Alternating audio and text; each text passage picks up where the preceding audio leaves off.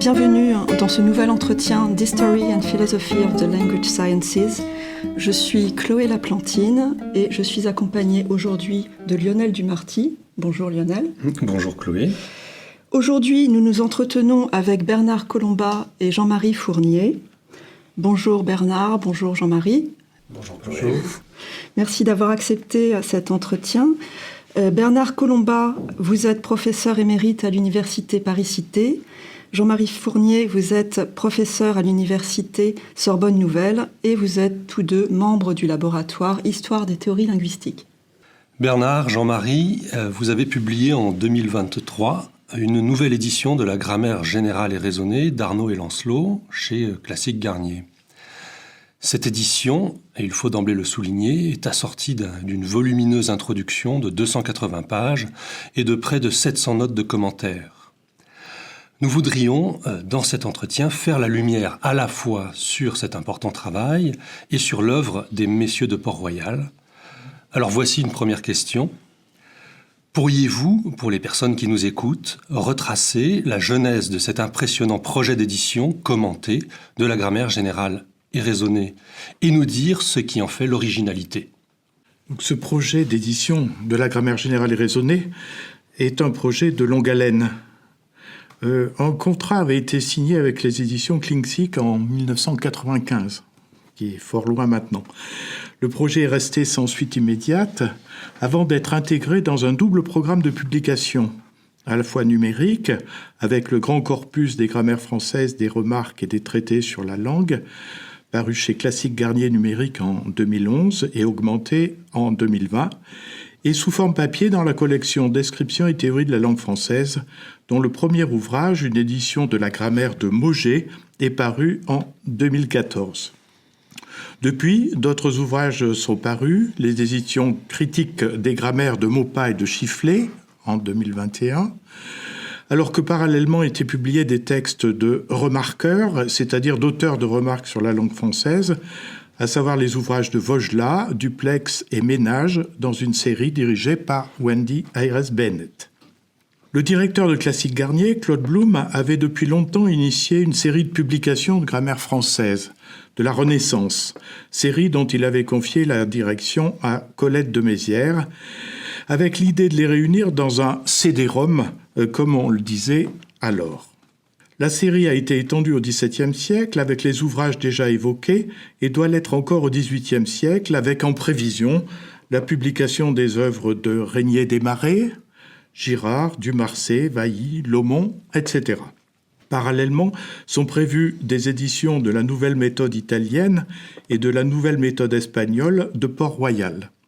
Pour les grammaires de la Renaissance, les éditions papier ont précédé les éditions en ligne. Pour celles des XVIIe et XVIIIe siècles, c'est l'inverse. Les publications papier, assorties d'un appareil critique important, suivent les éditions en ligne, qui, elles, ne comportent que le texte original. À vrai dire, l'édition de la grammaire générale et raisonnée de Port-Royal a longtemps servi de prototype aux travaux de l'équipe. Nous avons eu de nombreuses réunions pour lesquelles nous annotions un chapitre avant de le soumettre au groupe de travail. Il nous a fallu, à un moment donné, basculer ces notes dans une introduction divisée en 8 sections et qui occupe 280 pages, alors que le texte original, très court, 160 pages dans l'édition de 1676, n'en occupe que 200 dans l'édition annotée. D'une certaine façon, nous avions, comme on dit, mis la charrue avant les bœufs. Nous avons démultiplié le travail, mais cela ne nous semble pas trop grave, car la grammaire générale a été un axe structurant dans l'équipe d'histoire des théories linguistiques, comme va vous le dire Jean-Marie.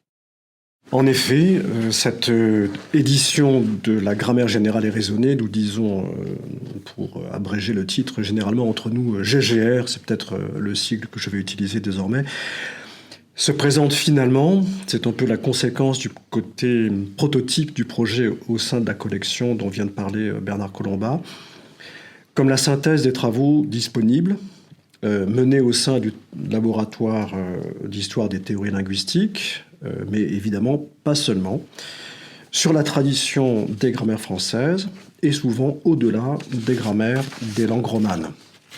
Cette édition, avec ses notes abondantes et son introduction développée tente à présenter en quelque sorte une histoire générale de la grammaire générale et raisonnée, dans le contexte élargi de ses sources, du contexte de la grammatisation des vernaculaires européens et de sa postérité.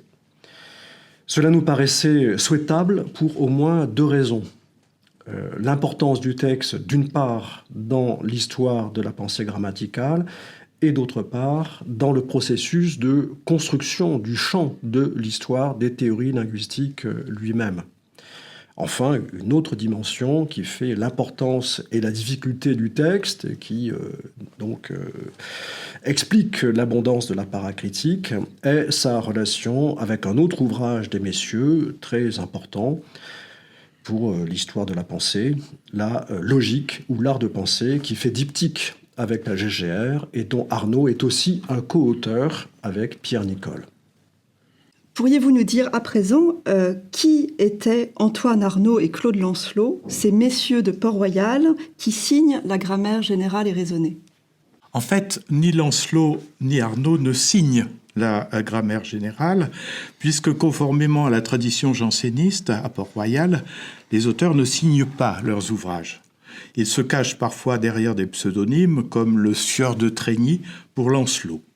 On sait en fait qui tient la plume. C'est Lancelot qui, dans la préface, écrit, c'est un peu long, mais je pense que ça vaut le coup de citer ce texte parce qu'il est important pour comprendre le projet.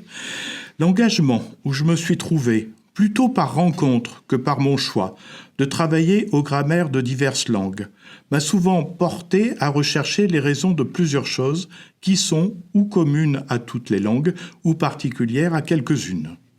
Mais y ayant quelquefois trouvé des difficultés qui m'arrêtaient, je les ai communiquées dans les rencontres à un de mes amis qui, ne s'étant jamais appliqué à cette sorte de science, n'a pas laissé de me donner beaucoup d'ouverture pour résoudre mes doutes. Et mes questions mêmes ont été cause qu'il a fait diverses réflexions sur les vrais fondements de l'art de parler, dont, m'ayant entretenu dans la conversation, je les trouvais si solides que je fis conscience de les laisser perdre, n'ayant rien vu dans les anciens grammairiens, ni dans les nouveaux, qui fût plus curieux ou plus juste sur cette matière. C'est pourquoi j'obtins encore de la bonté qu'il a pour moi, qu'il me les dicta, je souligne le mot dicta, à des heures perdues. Et ainsi, les ayant recueillis et mis en ordre, j'en ai composé ce petit traité. Il y a donc une énigme. Quel est le vrai auteur de la grammaire générale ? Claude Lancelot ou Antoine Arnaud ? La critique a beaucoup varié sur cette question. Nous nous en sommes fait l'écho dans l'introduction. Certains tirant plutôt vers Arnaud, c'est lui qui a les idées fortes. Lancelot n'étant que le rédacteur, d'autres vers Lancelot. Si on analyse le jeu et le nous dans l'ouvrage, on voit que le jeu semble bien désigner Lancelot, mais un Lancelot entièrement acquis aux idées d'Arnaud, dont il ne se fait que le simple porte-parole, alors que le nous est plutôt un nous récapitulatif, associant le lecteur à la démonstration. Nous avons dit, mais aussi nous dirons, nous allons dire. Alors, qui est ce Lancelot ? Né aux environs de 1615, et décédé en 1695. C'est un auteur relativement prolifique, chronologiste, mémorialiste, mais surtout pédagogue, qui a publié des grammaires et des lexiques, dont surtout une nouvelle méthode latine, sans cesse revue. La première édition date de 1644. En 1681 paraît la 8e.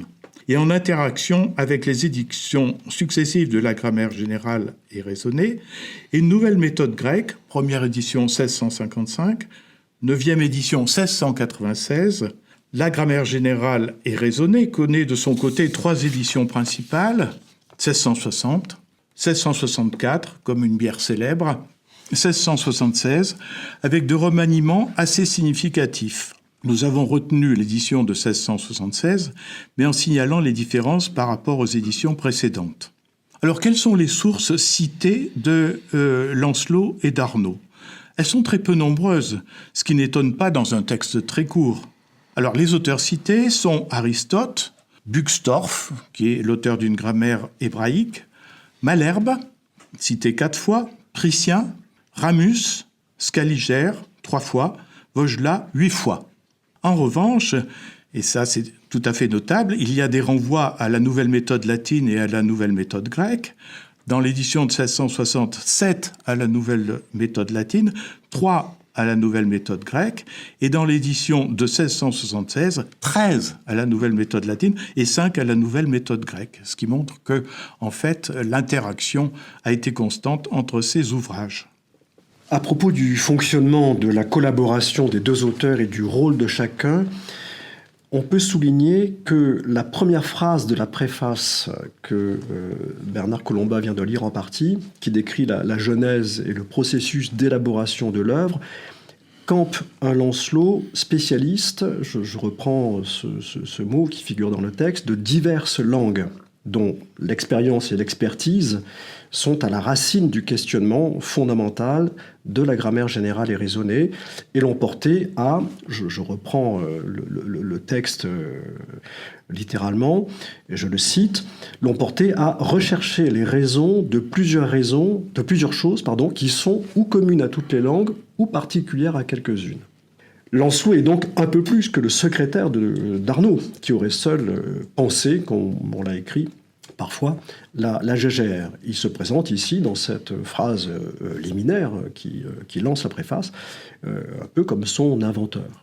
Le projet est également donné dans ce texte liminaire, et je crois que c'est intéressant à souligner, comme la conséquence intellectuelle d'une certaine expérience théorique de la diversité des langues, qui est bien l'expérience de Lancelot, auteur des grammaires que vient de lister Bernard Colomba.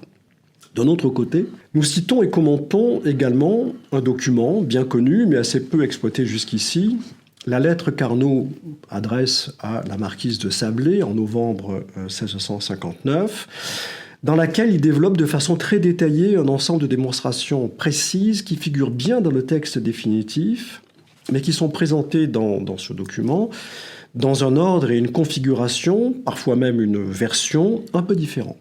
Le texte atteste, ce document, je veux dire, atteste d'un intérêt manifeste du grand Arnaud, philosophe et théologien reconnu de son temps, pour certaines minuties grammaticales du français, intérêt qui peut surprendre, et non pour les seules questions générales de philosophie et de logique.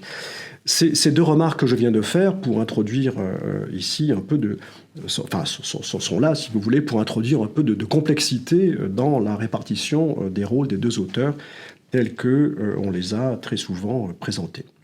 Nous nous sommes efforcés aussi de synthétiser les nombreux travaux d'historiens qui interrogent les sources, qui sont médiévales, augustiniennes, sanksiennes, cartésiennes, qui se sont développées surtout depuis la publication de Cartesian Linguistics de Chomsky en 1966, traduit 3 ans plus tard en français.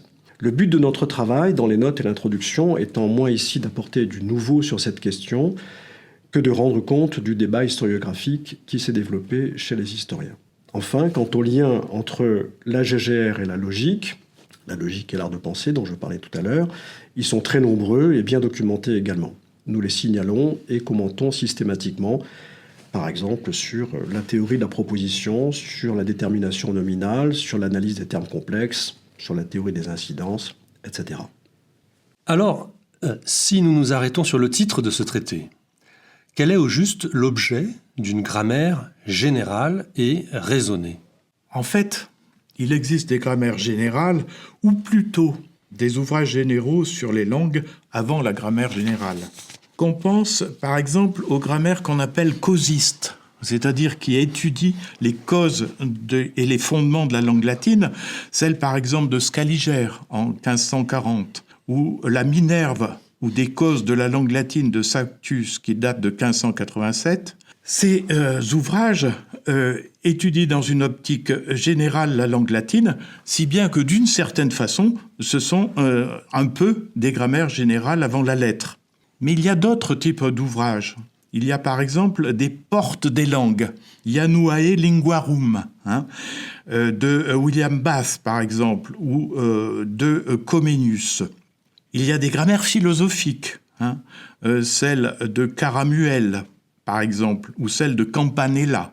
Il y a aussi les Mithridates, Mithridates, recueil offrant des échantillons de langue, dont le premier est celui de Gessner en 1555. Il y a aussi des méthodes pour toutes les langues, comme la méthode de Roboredo qui date de 1619. Et plus près de la date de parution de la grammaire générale et raisonnée, des ouvrages, ou plutôt des parties d'ouvrages, qui s'intitulent Grammaire générale et raisonnée. Ainsi, dans la méthode pour apprendre les langues de Jean Massé, qui date de 1651, mais ce n'est pas la première édition, méthode exhumée par Francine Mazière, ou encore une petite grammaire générale insérée dans le dessin d'une institution universelle de Jacques Durour, paru le 1er janvier 1661. Donc en 1660, la notion de grammaire générale n'est pas une nouveauté, elle est déjà dans l'air du temps. L'édition que nous avons préparée n'est certes pas un livre de plus sur Port-Royal. Néanmoins, il y a au moins une question que le format de l'édition, pourvu d'un appareil de notes conséquent, permet d'explorer au fil du texte, c'est celle précisément de la généralité dans toutes ses dimensions discursives et épistémologiques. Nous avons cherché à montrer comment est construite la notion au gré des chapitres et des problèmes traités.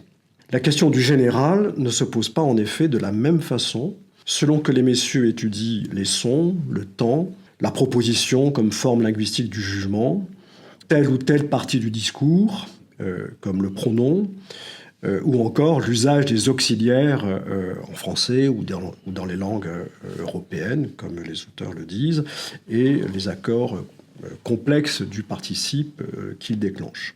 Nous n'avons pas le temps ici d'entrer dans le détail de ces analyses, mais je voudrais prendre un exemple qui nous a semblé très intéressant et qui a été peu remarqué jusqu'ici.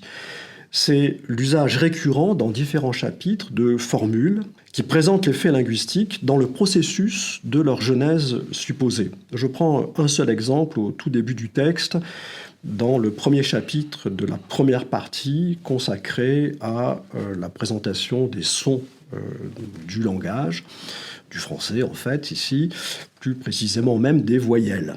On lit ceci: les divers sons dont on se sert pour parler, vous voyez que d'emblée, il s'agit en effet du langage en général, les divers sons dont on se sert pour parler et qu'on appelle lettres ont été trouvés, je souligne l'expression, d'une manière toute naturelle.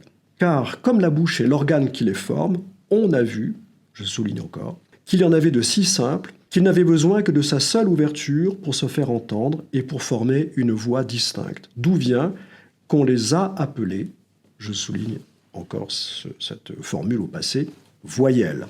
Un peu plus loin, même usage du passé composé pour introduire les consonnes.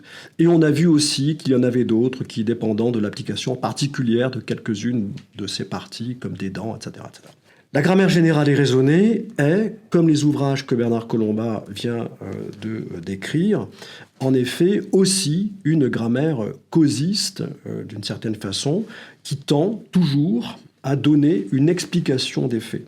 Si l'explication mobilise différents ressorts selon les cas, on en voit ici, dans le passage que je viens de citer rapidement, une forme en quelque sorte minimale, proprement discursive.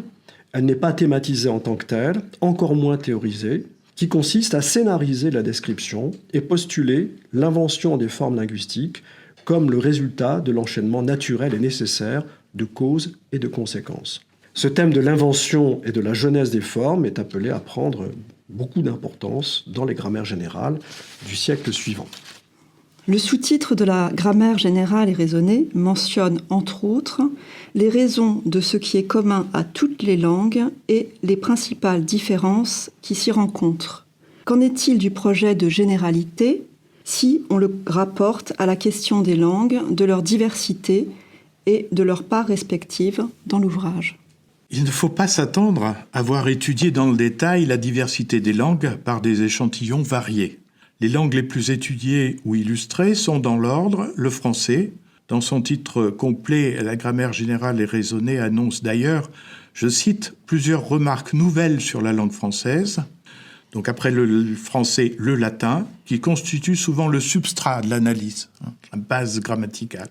Le grec, Il y a 41 citations du terme grec avec ses variantes dans la grammaire générale. L'hébreu, les langues romanes, les autres langues, les langues du Nord parfois, appelées simplement sous ce terme générique. Nous avons étudié avec l'aide de Judith Kogel d'un peu près les allusions ou les analyses ayant trait à l'hébreu qui sont relativement nombreuses. Un cas très intéressant, par exemple, est l'utilisation du schwa, que les messieurs supposent nécessaire dans la prononciation du mot latin scamnum. Scamnum. Il faut une voyelle d'appui entre le M et le N, selon eux. C'est à l'origine, évidemment, de la notion de voyelle centrale désonorisée qu'on appelle encore schwa. Il est important d'analyser le jeu sur les langues dans les exemples. Si l'on prend les exemples en binôme français-latin, on voit que leurs fonctions varient. Ils servent à illustrer les deux langues, chacune de leur côté. Mais ils servent aussi à montrer les différences entre ces deux langues, ou au contraire, parfois leurs ressemblances.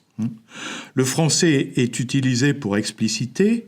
Ainsi, un texte grec de l'Apocalypse de Jean est traduit en latin, puis explicité à la fois en latin et en français. Et la traduction peut être éloignée ou adaptée du texte original. L'analyse des exemples nous a conduit à dresser, comme l'avait fait Jean-Claude Pariante pour son livre « L'analyse du langage à Port-Royal », un index des exemples et des citations au fil du texte, avec les exemples français, puis les exemples latins, enfin les exemples traduits bi- ou multilingues. Les exemples en français, néanmoins, sont sans doute les plus nombreux.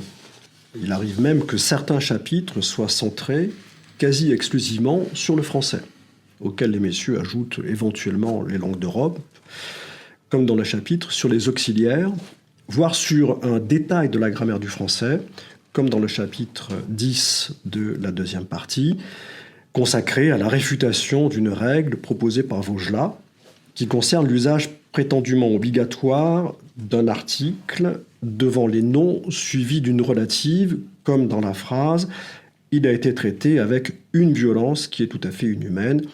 On ne peut pas dire en effet « Il a été traité avec violence qui est tout à fait inhumaine ».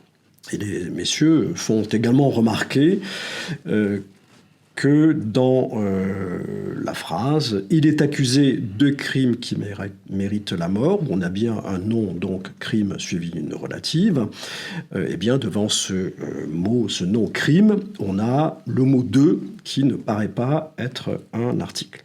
Voilà pour, disons, le problème linguistique. Alors, à cet égard, je pense qu'il ne faut pas oublier que l'ouvrage comporte un troisième sous-titre, un peu surprenant et apparemment peu compatible avec le projet initial de grammaire générale, annoncé dès la préface, donc, qui annonce, je cite, « plusieurs remarques nouvelles sur la langue française, évidemment en écho aux remarques sur la langue française de Vaugelas, paru quelques années plus tôt, en 1647. » Outre le fait qu'on peut prendre acte de l'importance de la référence manifestement incontournable à Vaugelas, dont ces développements témoignent. Ces développements, ont un rôle particulier dans l'économie d'ensemble de l'ouvrage. Ils donnent l'occasion de présenter des réflexions d'ordre en quelque sorte métathéorique et donnent à voir, certes, un échantillon de la langue française, je reprends là encore une fois une expression des messieurs, mais ils permettent surtout, je cite à nouveau, de parler en passant de beaucoup de choses assez importantes pour bien raisonner sur les langues. Il s'agit alors pour les messieurs de montrer par exemple que la règle formulée par Vaugelas, que j'évoquais il y a une seconde, est mal construite. Ils montreront cela, ils montreront qu'en réalité l'article n'est pas obligatoire, mais que ce qui est obligatoire, c'est que le nom soit déterminé. Et ils construiront alors la notion de détermination. Il souligne également, par exemple, avec force, un principe de méthode empirique. Je cite le texte encore. Principe que ceux qui travaillent sur une langue vivante doivent toujours avoir devant les yeux que les façons de parler qui sont autorisées par un usage général et non contesté doivent passer pour bonnes, encore qu'elles soient contraires aux règles et à l'analogie de la langue. La grammaire générale et raisonnée se présente ainsi comme une grammaire de l'usage général et non contesté. On note, peut noter du moins qu'ils enchaînent en énonçant un peu plus loin dans la même partie un autre principe qui est cette fois éthique, selon lequel les formes déviantes, contraires aux règles dans une certaine langue, ne doivent pas être alléguées pour faire douter des règles et troubler l'analogie. Principe à mettre en œuvre en vue, chaque fois que plutôt il est souhaité ou quand on envisage, disons, la codification de l'idiome, ce qui est bien le cas au XVIIe siècle, au moment où donc la grammaire générale paraît. On considère la grammaire générale et raisonnée comme un texte fondateur de l'histoire de la linguistique. A-t-elle eu ce statut dès sa première parution ? Comment expliquer le regain d'intérêt qu'elle a connu dans la seconde moitié du XXe siècle ? J'évoquerai seulement la première réception, et Jean-Marie Fournier se chargera de la réception plus globale, bien plus importante. En fait, il y a eu des répercussions très tôt, comme le montre par exemple la reconfiguration de la grammaire d'Hirson, la grammaire française d'Hirson, qui est parue en 1656 et qui est remaniée dans l'édition de 1662, à la suite de la parution de la grammaire générale. L'oratorien Bernard Lamy fait aussi référence à la grammaire générale dans sa rhétorique ou l'art de parler. Régnier Desmarais en 1706, également Buffier en 1709, se propose d'en faire une application pratique à la langue française. Tant Restaud que Vailly se placent dans la lignée de Port-Royal. Les grammairiens de l'encyclopédie font allusion, même si c'est la nouvelle méthode latine qui est de loin l'ouvrage le plus cité, le plus utilisé. Duclos publie une édition de la grammaire générale en 1754, avant que Froment ne lui fasse remarquer qu'il s'est appuyé sur la deuxième édition de 1664, et non pas sur la troisième, ce qui est l'occasion d'une nouvelle édition conjointe, Duclos et Froment, en 1756, republiée en 1846, qu'on trouve disponible aux rééditions Slatkin en 1968, et il y aura une édition en 1810 avec un essai de l'inspecteur général Petitot. On peut peut-être distinguer deux choses concernant l'influence du texte dans la période qui suit immédiatement sa parution. D'une part, le fait que dès la deuxième moitié du XVIIe siècle, le matériel conceptuel mobilisé par les auteurs, leurs innovations, les innovations multiples que le texte présente dans différents chapitres, le chapitre temps, le chapitre sur les articles, etc. Ces innovations sont très souvent reprises.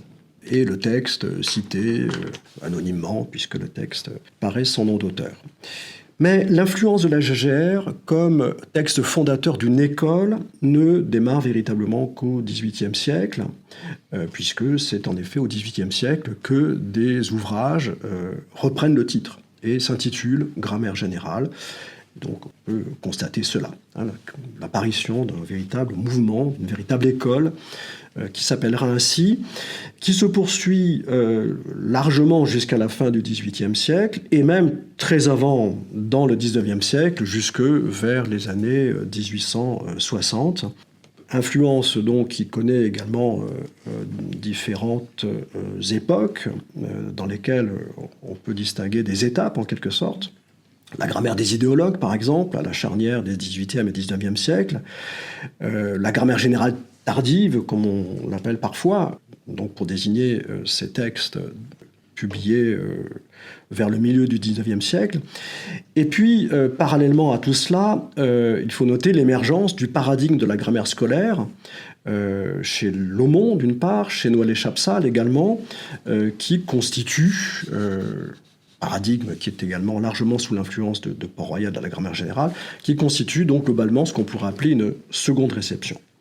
Mais en réaction à cette longue et durable imprégnation des théories grammaticales, il y aura une troisième réception, enfin on peut risquer le terme, critique cette fois, dont Ferdinand Bruno est un des acteurs majeurs au début du XXe siècle, d'abord dans son histoire de la langue française, l'histoire monumentale, où il évalue négativement ce qu'il appelle le logicisme de la grammaire générale, dont les messieurs seraient les initiateurs, puis à travers ses interventions dans le champ scolaire et didactique, et par exemple la mise en place de la nomenclature grammaticale de 1911, qui vise précisément à éliminer de l'enseignement toute trace du modèle tripartite d'analyse de la proposition qui continuait alors de structurer l'analyse syntaxique scolaire. Enfin, depuis les années 1960, se sont succédés des ouvrages qui visent à évaluer l'apport de ce texte à l'échelle du temps long.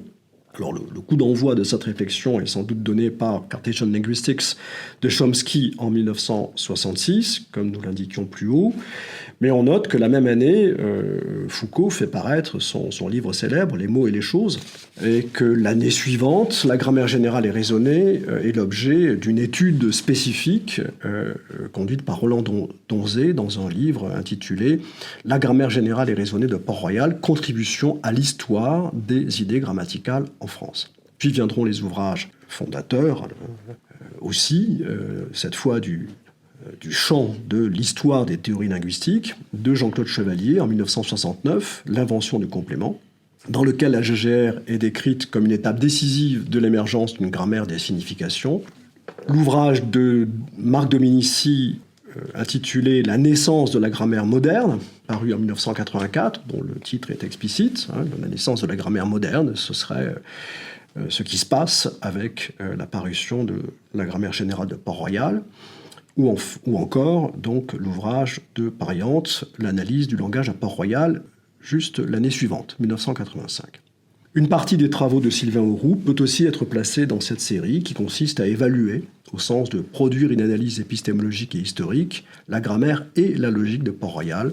Je pense à la sémiotique des encyclopédistes, 1977, et la logique des idées.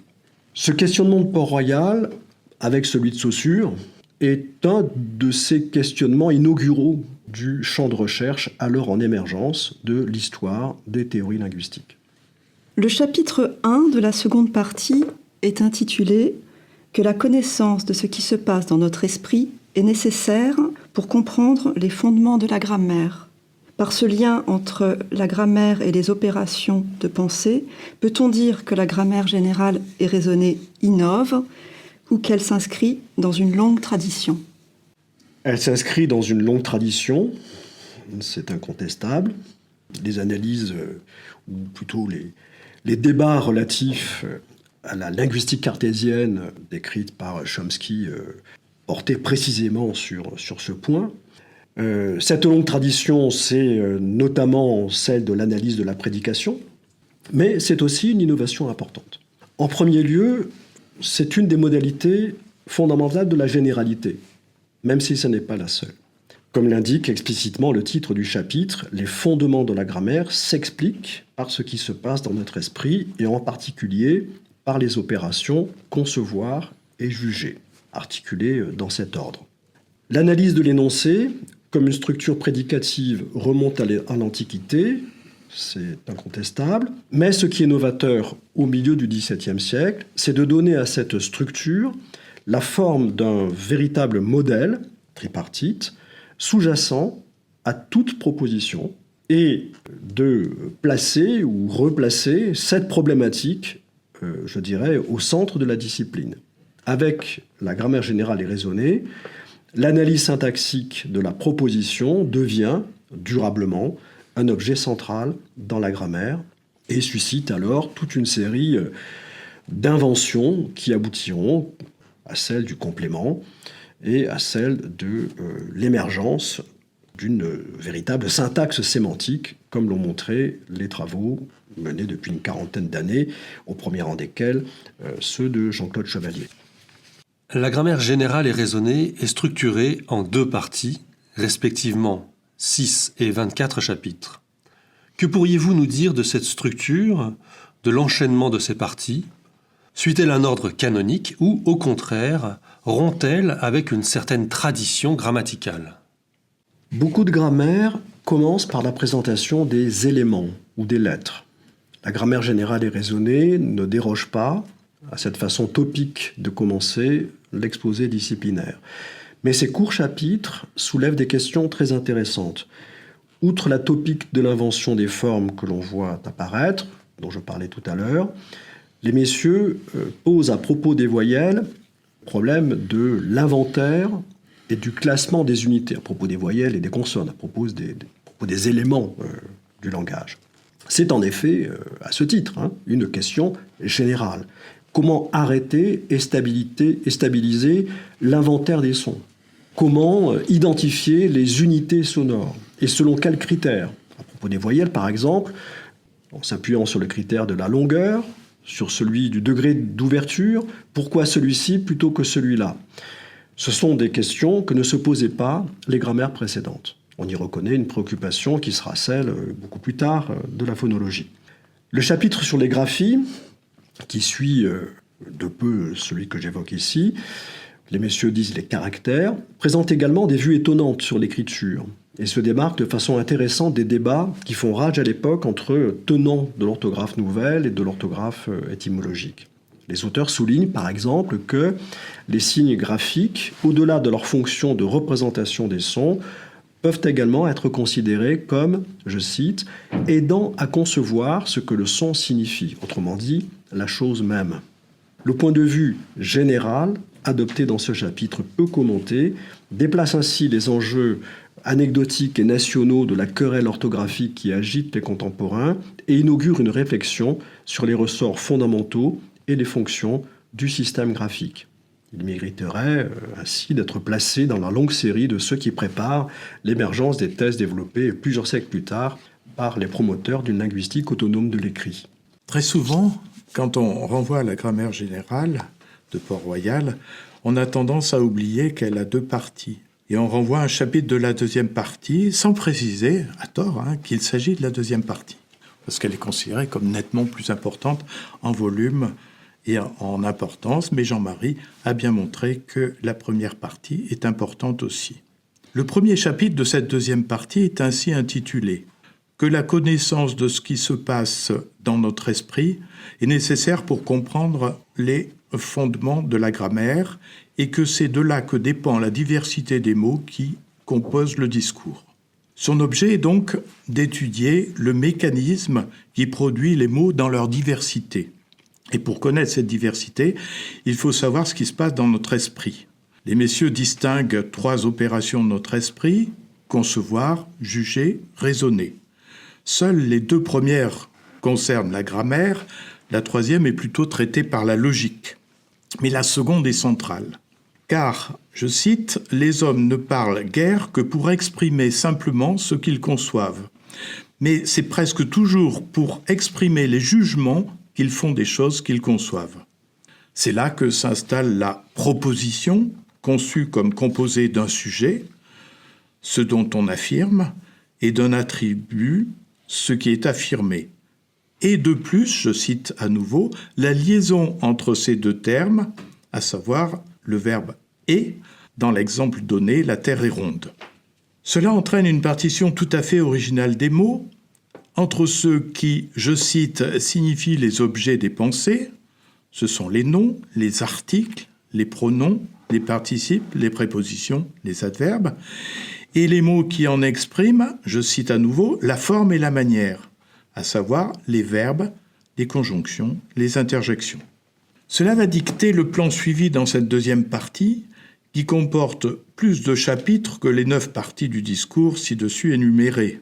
En effet, pour le seul nom, il faut 5 chapitres, consacrés à l'opposition substantif-adjectif, à celle de propre et appellatif, c'est-à-dire notre nom commun, le nom appellatif et le nom commun, au nombre, au genre, au cas, ce qu'on appelle les accidents des parties du discours. Suivent les articles, un chapitre, les pronoms, pour lequel il faut 3 chapitres, dont un pour le relatif et un autre pour une règle spécifique de la grammaire française, comme l'a signalé Jean-Marie tout à l'heure. Les prépositions, les adverbes. Pour le seul verbe, il faut 10 chapitres, si l'on considère que participe, gérondif et supin entrent dans la catégorie du verbe, ce qui aujourd'hui est facilement admis, mais qui ne va pas de soi en 1660, parce que le participe, justement, c'est celui qui participe du nom et du verbe, et qui donc a un statut tout à fait à part.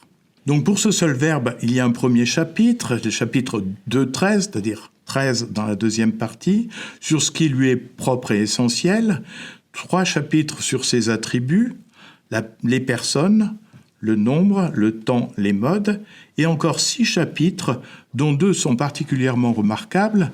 Le chapitre 2-18, consacré aux verbes, je cite, qu'on peut appeler adjectifs et à leurs différentes espèces, actif, passif, neutre, parce que là, on a un début de syntaxe du verbe, et le chapitre 2-22, consacré aux verbes auxiliaires des langues vulgaires.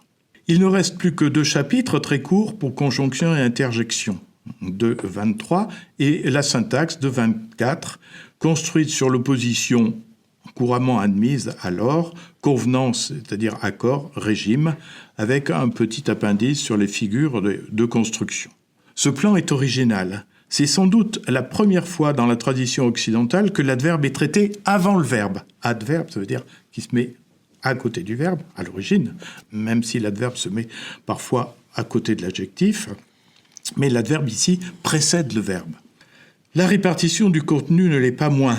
Le verbe, bien que reporté à la fin, est une partie du discours majeur et amplement traité, avec notamment un historique de ses définitions. Au contraire, la syntaxe, traitée de façon si approfondie par Sanctius, par exemple, est expédiée en quelques pages. Je cite, « Il reste à dire un mot de la syntaxe ou construction des mots ensemble, dont il ne sera pas difficile de donner des notions générales suivant les principes que nous avons établis. » Et ceci, alors que l'analyse initiale du jugement, qu'on trouve dans le premier chapitre de la deuxième partie, place la syntaxe au cœur du dispositif, par l'organisation sujet, verbe être et attribut ou prédicat. C'est un peu comme si les messieurs n'avaient pas encore tiré toutes les conséquences du renouvellement qu'ils opèrent sur le plan de l'analyse de l'énoncé. Pourriez-vous nous dire à présent s'il y a des innovations grammaticales importantes proposées par cette grammaire et pourriez-vous également nous donner un exemple ? Il y en a beaucoup. L'analyse de la proposition est un des exemples majeurs. Bernard vient d'en parler à nouveau. Elle a un rôle décisif dans ce que Jean-Claude Chevalier a appelé l'invention du complément, voire l'invention de la syntaxe au sens moderne, au sens où traiteront de la syntaxe les grammaires modernes. On peut noter aussi la théorie des temps, qui unifie la sémantique temporelle en la ramenant à la combinatoire calculable de 3 repères, l'instant de la parole, l'instant de l'événement et un point de repère supplémentaire que les auteurs inventent. Avant Reichenbach, en quelque sorte, qui reprendra le même dispositif au milieu du XXe siècle. Cette façon de traiter la sémantique temporelle fera école. C'est une de ces choses théoriques qui feront école chez les auteurs de grammaire générale au XVIIIe et au XIXe siècle. Ces auteurs ne cessant de la perfectionner et de l'enrichir. Et puis, on peut aussi noter, par exemple, la théorie de la détermination nominale, qui sera également perfectionnée et raffinée pendant tout le XVIIIe siècle, jusqu'à la création de la catégorie du déterminant, à partir, je dirais, de l'analyse traditionnelle de l'article, comme partie du discours. Comme exemple particulier d'innovation, on peut prendre... Par exemple, la naissance de la notion de subordination. On la trouve dans l'analyse que les messieurs font du pronom relatif et de ce qu'ils appellent la proposition incidente. C'est ainsi qu'on appelle la relative à cette époque.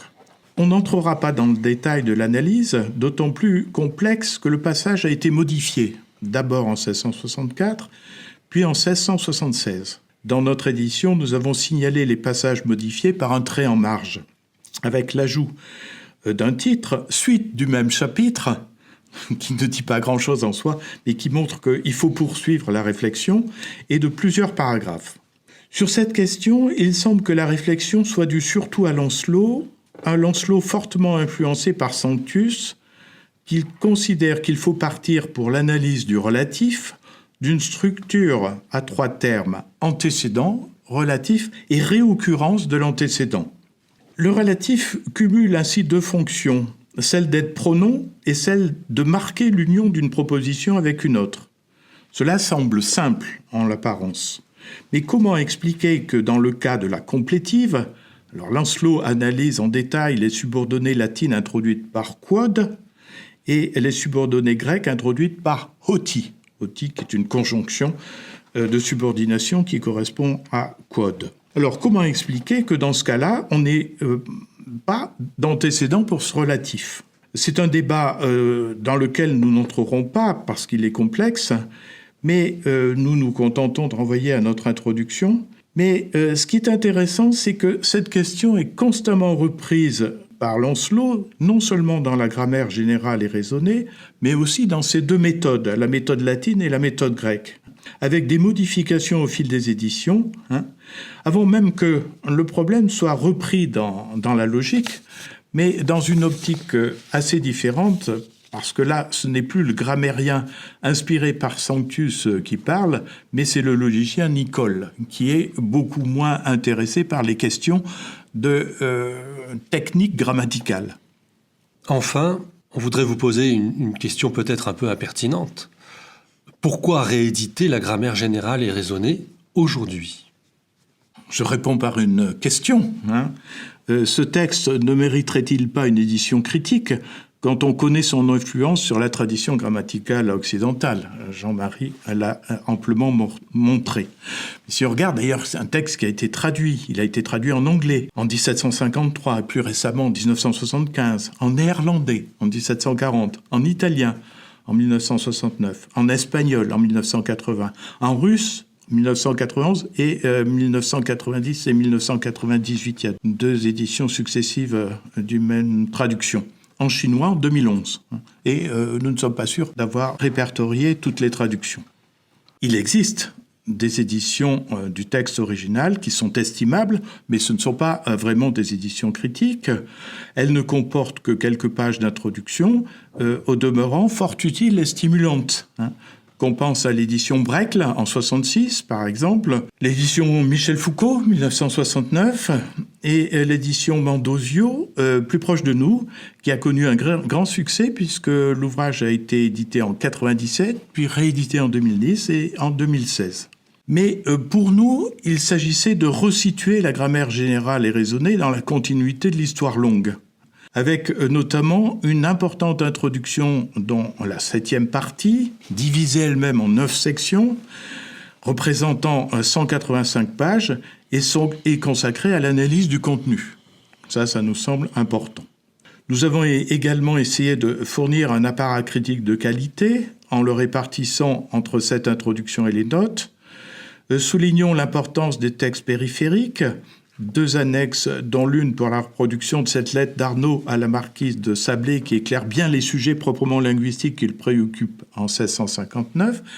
Jean-Marie en a parlé. La seconde annexe fournit les passages correspondants de la logique sur le traitement des parties du discours.